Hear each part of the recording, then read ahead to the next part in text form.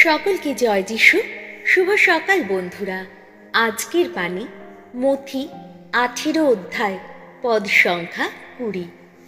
কেননা 2-3 জন লোক আমার নাম নিয়ে যখন যেখানে মিলিত হয়, আমি সেখানেই আছি, তাদের মাঝখানেই আছি। আমরা যখনই কোনো প্রার্থনা সভায় যাই বা বিশেষ করে আমরা যখন বিইসি প্রেয়ার মিটিংয়ে যাই, এই পদটি তুলে আমরা কিন্তু প্রার্থনা করি।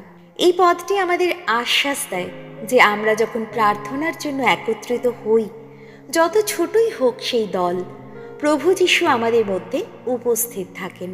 তিনি আমাদের একত্রিত হৃদয়ের আহ্বানে সাড়া দেন।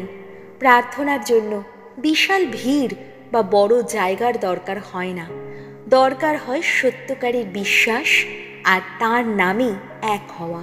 এই পদ আমাদের ডাকে একত্র হবার জন্য, পরিবারের সঙ্গে, বন্ধু বান্ধবদের সঙ্গে অথবা মণ্ডলীর সঙ্গে।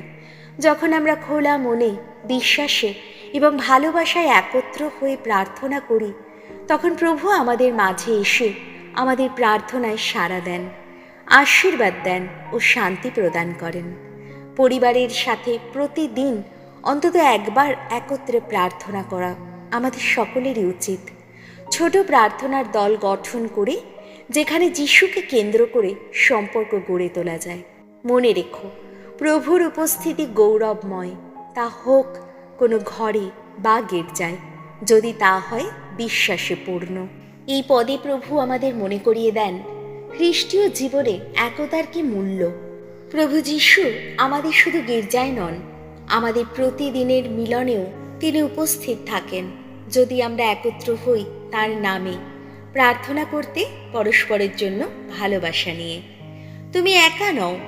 যখন তুমি পরিবারের সঙ্গে প্রার্থনা করো, বন্ধুদের সঙ্গে যিশুর নাম নিয়ে আলোচনা করো, এমনকি যখন দুজন বিশ্বাসী একত্র হয়ে হৃদয় খুলে প্রার্থনা করো, তখনই যিশু সেখানে আছেন, প্রাণের গভীর থেকে আশীর্বাদ নিয়ে।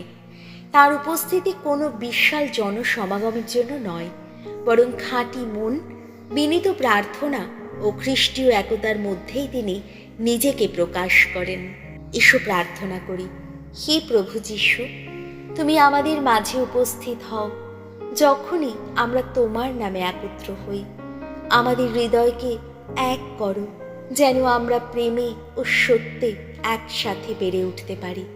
তুমি আমাদের আলো, তুমি আমাদের একতার কেন্দ্র। এই সকল প্রার্থনা করি আমাদের প্রভু যীশু খ্রিস্টের নামে। আমেন।